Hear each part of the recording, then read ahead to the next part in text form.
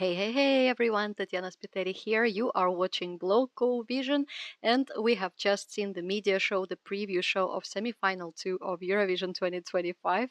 Let's talk about it.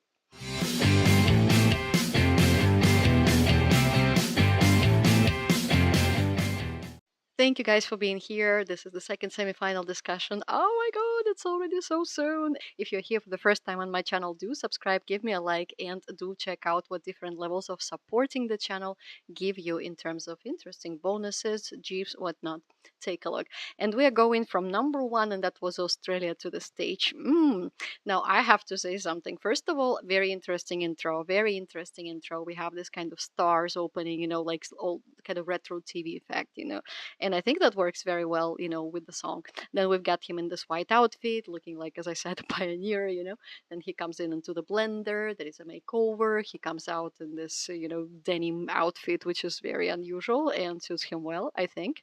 Then there is this dancer who also appears from the blender. The ending is again a TV frame, where we see him like in an old, retro type of TV. And the whole thing is just like so many things happening on stage, from dancers to him in the shaker, to out of the shaker, to him landing on his knees like go, that actually you don't even have much time to process the song. That's the only concern I have. Do you have the time to process the song, to pay attention to the verses, to the choruses? But on the other hand, I like that he pronounces the words very clearly, like you can understand what he's saying. He pays a lot of attention to creme brulee. Yeah. And basically, like, all the words are pronounced so well that everybody can kind of, it makes it more accessible. Pronouncing the lyrics like that makes it way more accessible. Being an English speaking country, they could have been like, oh, we'll just, speak in the way we normally speak, sing in the way we normally sing, and then it's your business to understand it or not. But they decided to make it like as accessible in terms of lyrics and enunciation as possible. And that's, definitely a plus. What's another plus is that obviously you'll never be bored. This is the impression I had. It's just so many things happening at the same time that 3 minutes pass and you go like, oh, OMG, I need another 3 minutes to, for it to sit well with me and just to sleep on it and to think of what I feel about the song, what I feel about the performance, what I feel about the charisma of the singer. Obviously, Gojo is charismatic. It's a very conceptual performance and done with a lot of confidence. Vocally, you cannot fault him much. It's not an opera song, obviously. No, not many pitches or anything to take to catch. But he's doing his job great. And I thought, kudos Australia, well done. There are a lot of strong numbers in this semifinal. It's a strong semifinal, but I was borderline, in this performance before. Just looking at the pictures and everything, I'm growing for an in. I think it has a place in the final. We will see what happens. It still might be a shocker non-qualifier. It might. Let us take a look. The next one was Montenegro, Nina Žižić. Yes, Žižić is how you pronounce the last name, and welcoming us with her Dobro došli.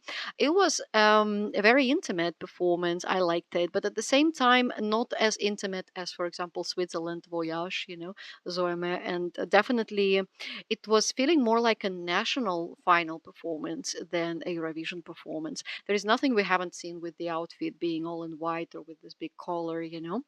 A lot of white in the semifinal. You know what? A lot of white. There was a lot of red in the first semi, and a lot of white outfits in this one. Look, Milkshake Man in the white, Nina Žižić in the white.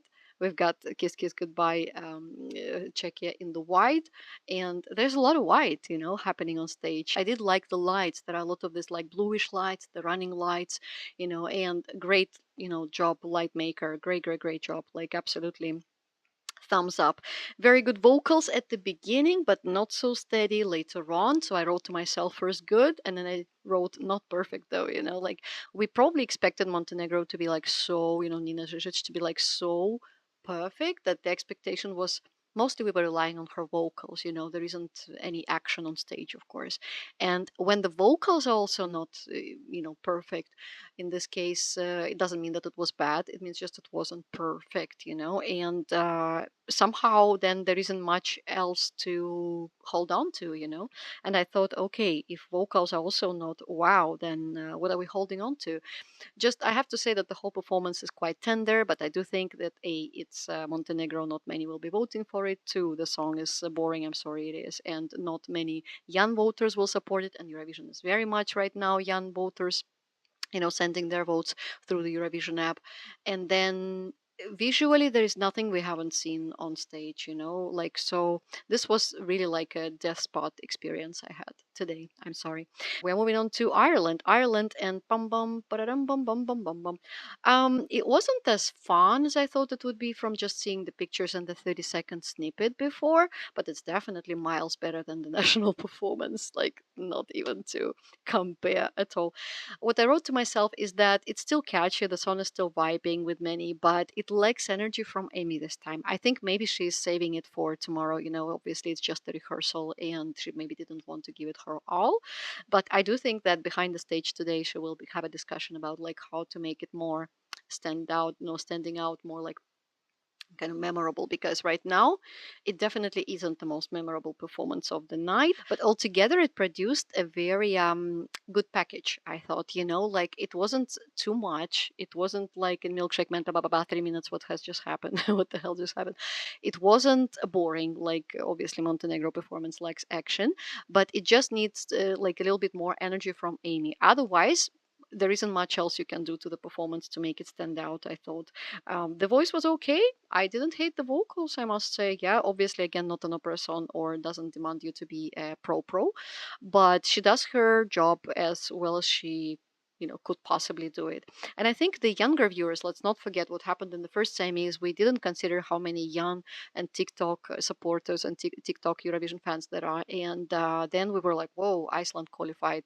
Like, what the hell just happened to many? It was a shock qualifier. It was a shock qualifier, and it wasn't the song I hated, but I didn't see it in the final somehow. And then when it happened, I thought to myself, okay, so let's see, like probably we have to admit that the audience of Eurovision, when it moved to TikTok and when it introduced voting only via the application and not with the usual tele kind of voting, that the numbers would appear on TV or you would send an SMS or something, these times are gone now. Right now it's younger audience and you have to appeal to much younger category. Yes, there are Eurovision fans like 20, 30, 40, 50 plus, 60 plus, but these are lower in number, no, smaller in number, than much smaller in number than the younger audience. And I think last year's statistics showed that 20 to 30 were the biggest category of voters. But I think the more it goes, further to TikTok, because now Eurovision officially partners with TikTok and goes like hand in hand with Instagram and TikTok. These are the platforms for young people. They are trying to attract so much young audience. Obviously, they will be voting more actively. The downside of that, I don't mind the young audience, of course, but the downside of that, you have to totally remember that. You have to keep that in mind. And like younger singers will have more potential than singers like Montenegro and Nina Žižić. Yeah. So it might still pass. I think Ireland's fun entry is still very, very fun. For new viewers, it's something unexpected and boom, boom, boom, boom, boom, boom, boom. It's like very memorable. In the recap, it will also, I think, remind viewers, that, oh, okay, this was the fun song that whatever it was about, message that it's about a dog and space, but not, yeah, space visuals were there, but the message about the dog and still being there, I hope like I didn't die, whatever, like I didn't catch that. I thought just fun entry. Young viewers will be happy. Older viewers probably will not care much, but we'll see whose votes prevail. Hatred, Monsignor. Yeah, and so no, hatred will not prevail in Eurovision. Love, love, peace, peace. Obviously, we are moving on to Latvia, and I have a few thoughts here. The second half of the performance was better, I think, than the first minute. Absolutely, it was. I think I expected more from the change of action on stage, but mostly what we see is in the curtain, out of the curtain, in front of the curtain, behind the curtain, hand out of curtain, face out of curtain. It starts with like nice effects, but very soon you get a bit tired of it. It becomes a bit monotonous in the sense that, okay, what else? A few figures on stage, all right, then you stand all in the line and then go like this, all right. But I think it's not enough. I think it's not enough to convince us to, that, hey, Latvia's qualifying. Monkey tails, what was with the monkey tails? I didn't get it. There was some effect on the background with the tails, and I thought, were they necessary? What do they represent? Why are we suddenly monkeys and then we again ladies, this nymphs, whatever? I don't know.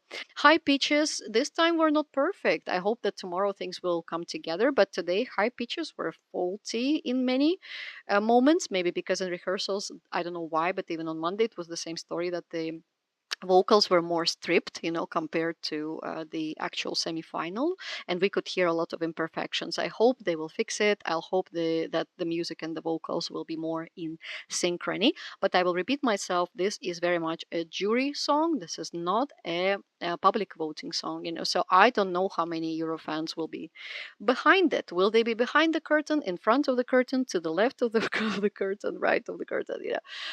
We'll see about that. But let's go to next one. And we had Armenia. Park did an amazing job. Amazing job. I thought to myself, we just got ourselves probably one of the most dynamic performances of this semifinal and the whole Eurovision. I right now have no doubts that this will qualify. I don't know, maybe younger viewers will not relate to that as much as I hope they will, but Park has made such a, like it was such a way, such a path, such a, a kind of a ladder of growth for him from the national final with those vocals and the whole performance feeling like what the hell, to where he is now, how he's delivering it now, the confidence, the vocals, the combo of running, dancing, jumping, and again back to vocals. Not bad vocals, I must say. And then he introduced the part in Armenian language. This was such a smart move. And then after this Armenian part, he goes back to English and sings remember who you are.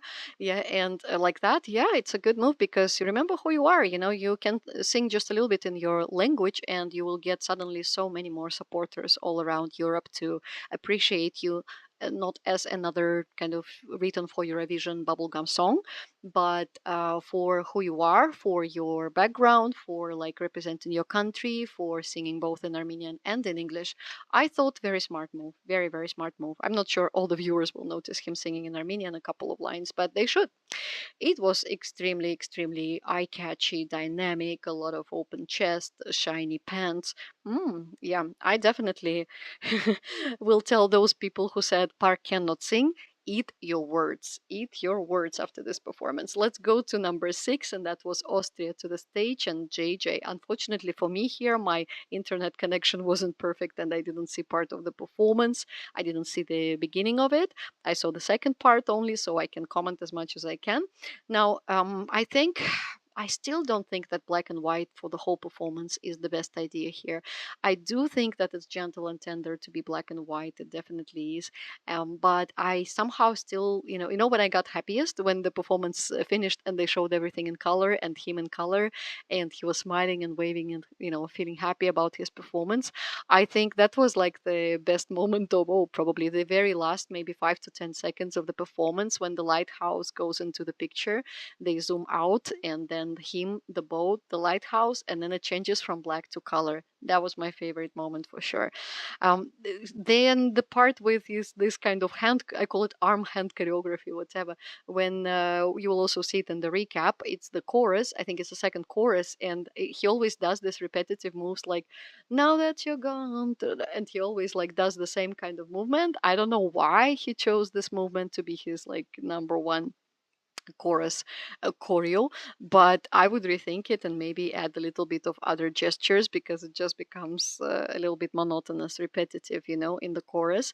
But the lighthouse, really, wow, guys, the lighthouse is so amazing. The boat looks a bit small for him. Of course it is. They didn't have James Cameron to build the Titanic on stage.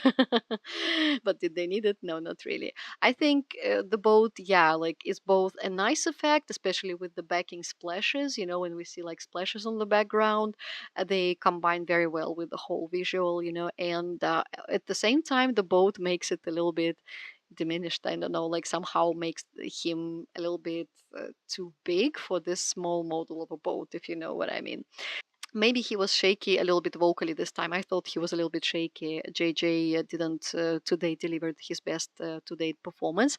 Either he's saving it for tomorrow for the actual semifinal too, or it's because the boat was being moved by the whatever moving people, yeah, underneath, like very actively, too actively, because we could see that the sail goes left and right, and probably at some points he was like, "Woo, woohoo," like what is happening, like why am I like, so you have to hold on to this pole, and at the same time you have to sing with high pitches with operatic vocals. So either they were moving him too intensively, or he's simply like trying to save some of his vocals for tomorrow. But today in the rehearsal they were not perfect, not pitch perfect, yeah.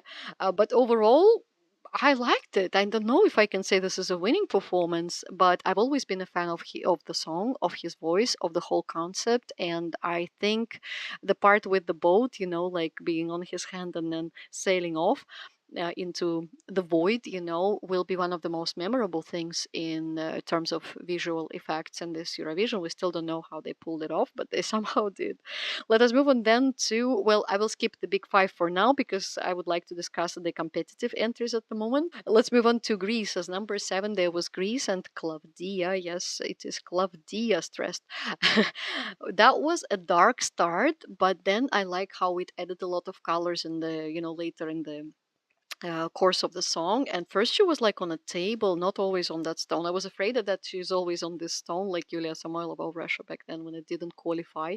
Like you don't have to be on the mountain the whole time.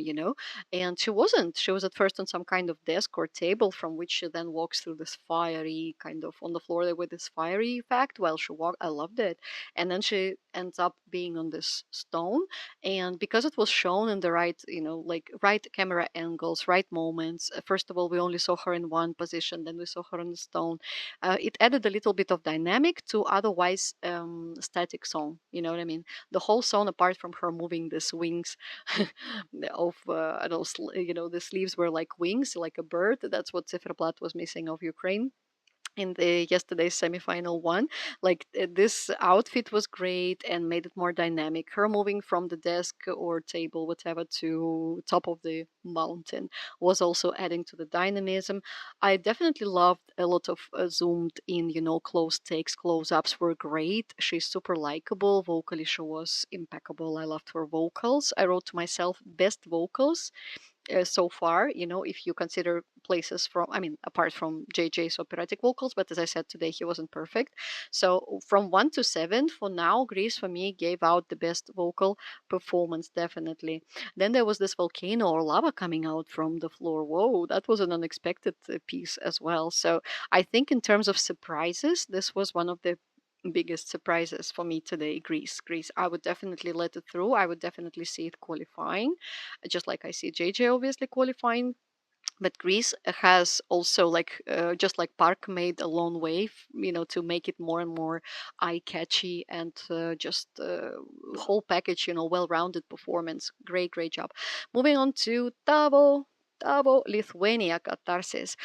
um, I think this was a bit of a disappointment for me. How did Tom ESC recently say? Disappointment.com. I do not hate the song. I do not hate the song, but it was too many close ups. And at first, you're like, oh, the vocalist is charismatic. I like his hair. I like his floating hair. And his, like face is just so cute, and he produces this kind of gloomy impression, but many will. Relate to that, and the song is obviously about the destructive feelings, self-destructive, and like being in this kind of doom state of mind. But too many close-ups, and his face is just kind of dominating the whole performance, which makes me think: did they make it better than in the national selection or worse than in the national selection? I cannot understand which version I actually prefer. So if I have to think about it, it means Eurovision team could have done a little bit better job. I mean, the broadcasting team of Lithuania definitely underdelivered. The message then, because we mostly see his face and very few other things, on stage, we see a little bit of drama and stuff, but overall. it's mostly concentrated on the face, and since we have no lyrics translated, we have no subtitles, unlike in Italian performance, you cannot catch the meaning, just from looking at his face into his eyes and hearing tavo tavo for 60 seconds. You cannot really understand what he's trying to deliver, and I hope it will not mean a flop, like in terms of qualification for Lithuania. Then we had a big change because next comes out Malta. And I think we needed Malta to be there after this kind of your eyes are rotting and everything is destroying itself, the world around me is crumbling. And Malta brings in this other kind of positive energy, fun vibe. Like in the recap, it stands out so much. Backing vocals a little bit too much this time. I know that Destiny, our girl, is singing her backing vocals too, but I felt that her own vocals, Miriana's own vocals, were a little bit overshadowed, overpowered by this backing, either pre-recorded track or the live backing vocals. It was just kind of one-on-one. You could feel that they were both together and separate at the same time. You could clearly tell how much you hear the backing vocals compared to Miriana, and you were like, let me listen to Miriana, do not take it away. I don't want to listen to backing vocalist all the time. Give me our girl. Our girl is good. Speaking of girls, there will be some girl on top of girl action on stage, a little bit Ole Alexander, if I have to say that. I do not know how the jury will kind of react to that, because I see Malta in the final 100%. I do not see how jury will support it or not. Probably they will take some points away from Malta for that. I don't know, because Ole Alexander was hit hard for this provocative performance. A couple of dancers then will see this part where not only in the backs we'll see the opening legs back and forth, but we will also see a couple of dancers on stage opening their legs right into the camera. Extremely erotic delivery, while Miriana herself is not showing too much. However, the dancers showing too much into the camera, close takes of them, like erotic splits into the right into the camera. It was a little bit too much. I asked the casual Eurovision viewers watching it around me today, and they were like, yeah, too much. Like, so I definitely see Malta in the final. This is one of the strongest performances in the semi, and the intro is amazing, the outfits are nice, and the whole concept with the lips and her coming out of this kind of sitting in this prop, in the circle, silver circle, and then coming out, in the sphere. I mean, yeah, this worked amazingly well from the beginning, and the whole like change to the sexy outfit, great. But I wouldn't show the splitting dancers, the erotic dancers, like so close, so close. We have Erika Wickman for that and her long boots.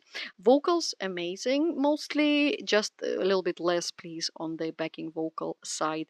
The part with oh my god, this was such a great shot when there goes like the camera goes, I think, upwards, and you see like the dancers around her and her doing this movement, and on the white floor it looks amazingly well. I loved it. I loved it. I loved it. Great job, Miranda, definitely.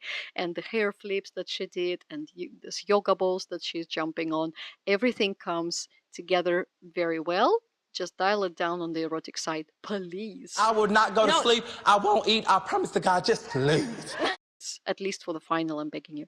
Moving on to Georgia, and Georgia afterwards sounded obviously like a sorry toilet break, because it was vocals actually were not great either. Can we just say that? I wrote myself actually weak vocals. I didn't expect her to be vocally imperfect. Probably again high expectations, because we expect Georgians to sing well just like Maltese to sing well every time in Eurovision, but not the best, not the best. What was good though? That she changed to English, from Georgian to English in the middle, and then it gave us like a second breath. We had a second breath of the performance. However, in no universe will this qualify to the final, because the dancers were in dissonance with the vocalist. This jumping Lizginka type of dancers in the back, Georgian dancers, they were not really necessary for this type of song. I asked the casual viewer next to me, and she was like, I see it for the first time, obviously. And like for me, it's not even very folk, it's not folklore. It's like trying to be folklore, but a little bit like not how it's supposed to. So I think the concept was underdelivered, and the song itself is neither memorable nor extremely, folky either. Look at Latvia. That's a folky entry. This one is a forgettable 3 minutes. Yeah, let's move on then to number 11. After France, obviously the big five, we had Denmark and Cesal Hallucination. Hallucination did great. I thought the first verse I didn't like too much. It was somehow, I noticed what happened, guys. Cecil was great, and she's great when it comes to longer, higher notes, to higher pitches. When it is low, like on the first and second verse, the low parts, they sound unconfident, they sound insecure, and they let her a little bit down. The lower pitches in the first and second verses are something that I did not expect her to kind of fold like that. I loved the play with the blue and different shades of blue. It's like 50 Shades of Blue performance. I don't know, guys, if you say we don't like the blue, blue and blue.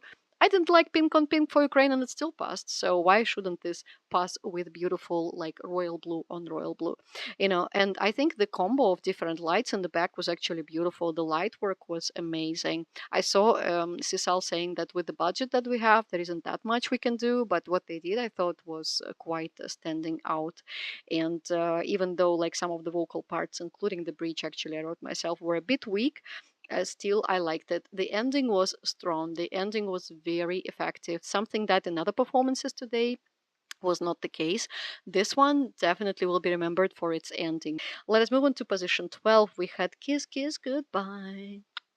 Yeah, I absolutely love the voice. The vocals are again second best, I think, of this semi-final, if not the, yeah, I would say like second or third best of the first semi, and of the whole semi, I mean. And even though I'm not a fan of the white outfit and everybody in white and this kind of black shoulder pads or whatever you call them, I'm not a fan of the outfit choices, but they played quite well with the dancers, with this ripple effect behind him, reminding a bit of Red Sebastian, who didn't pass last night. Yeah, on his birthday, by the way, on his birthday. So in this case, yeah, like the dancers were doing a great job. The break was great, but I think I cannot judge it just right now. I need to see it tomorrow on a big screen, and how it looks with the proper lights when everything comes together. And overall, very good package, very good package. They have to change the ending part, because in the ending part, we had like the camera just went away, and then they're just showing him smiling and like, thank you. That's not enough, guys. That's such a memorable, acoustically beautiful, and live beautiful performance. I saw Adonis performing in Malta. Goosebumps, goosebumps. For now, I still have more goosebumps from him, from his acoustic performance in Minsk in Malta, than from what I just saw today. So they have to make it maybe just a little bit more stepping up in terms of close-ups, in terms of showing his face on this lower notes, as I call it, Sinatra notes. And then at the very end, they have to do something like, I don't know, shot in the face, in the sense of, like camera coming close, and not just turning the camera away. They have to do something about that last one. My laptop says not much energy left, but we can still go on. Next came out Luxembourg. I thought not bad, it was vocally so, not perfect, but the outfits were nice. Oh, our girl changes her outfit into this sexy one. She becomes, this kind of sexy queen in the silver, and that's something they didn't want to disclose to us in the pictures, I think, much. So interesting change, interesting. They had to have something as a surprise for people who are tired of the song already, because in the Eurovision bubble we rewatch the songs and re-listen a million times. So outfits, definitely yes. The staging opens like in a Milkshake Man, a little bit retro kind of dollish style, and that works. That works. The introduction was very interesting. However, it still doesn't mean that the song is catchy enough to pass to the final, and I still put it borderline, and I think there is a high chance that it will not make it. We'll see. It might appeal to a certain, like category of the viewers, but I don't think too many. I don't think too many. We'll see. We'll see. Especially doubtful do I become because of Israel stepping up next, and Israeli performance was OMG, how beautiful. I don't know who of media said that, oh, because of this like chandelier like prop, she's only standing in it and nothing is happening and it's like underwhelming. It is not underwhelming. It is somewhere near Switzerland's performance last night. It is super intimate. It is super beautiful. It looks expensive and stylish and chic and high level, and everything is done exactly how it should be.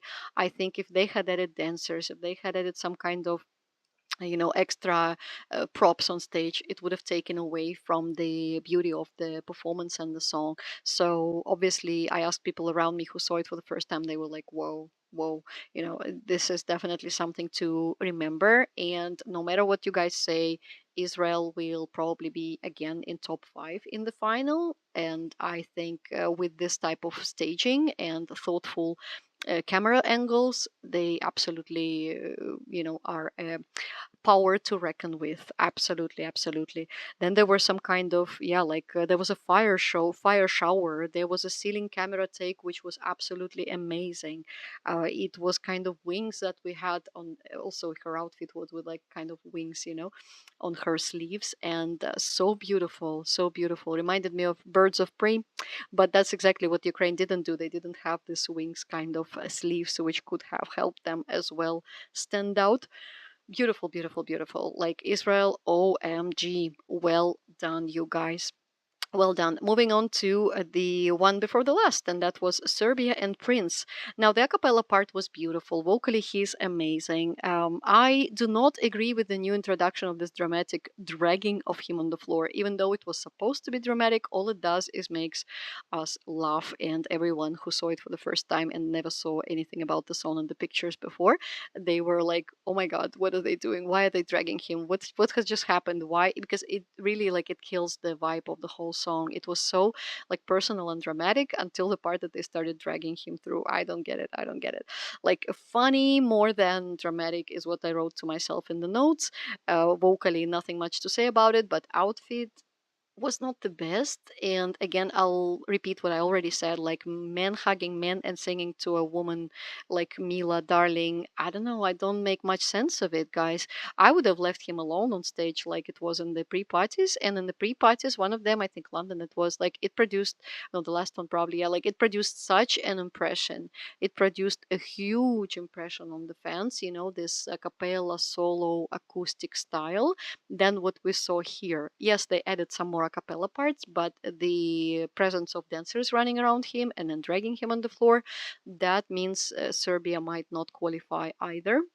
And that means all Balkans are out, especially because the next one is Finland and being jammed between Israeli performance. Then there is a fun Germany, Tina and Abor and la la la, pa pa pa.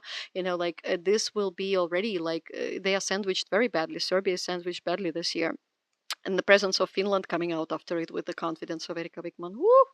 Yeah, definitely Serbia can lose it to her easily.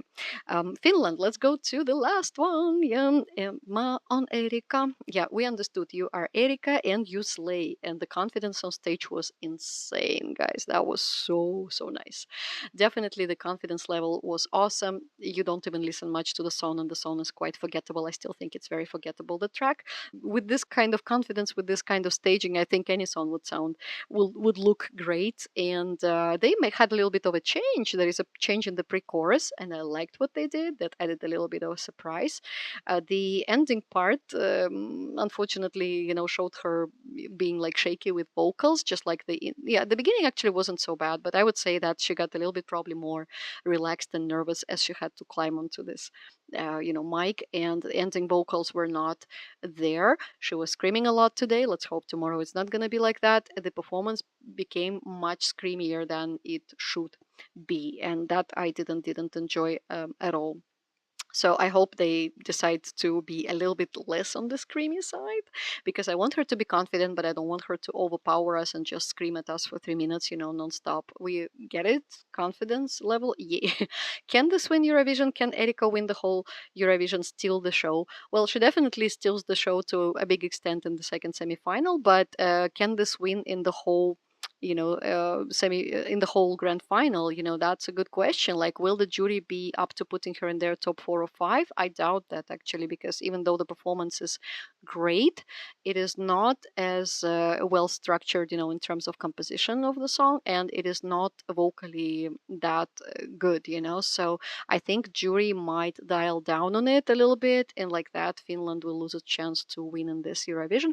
However, overall, I don't know what Erika is taking, but give me some of that, because she's definitely so hyped that she gives all of this energy to us. And when her performance finishes, you go like, that's it. It's like, is there anything else? Thank you so much for watching the video. Do express your thoughts on who do you think has what it takes to qualify, or if the semifinal has already happened and you're watching in the aftermath. Please say whether you think you agreed or disagreed with the qualifiers, and do you agree with my comments on the performances? Who was your number one? Who was your you are the one, you're my number one? Yeah. Let me know. Thank you and bye.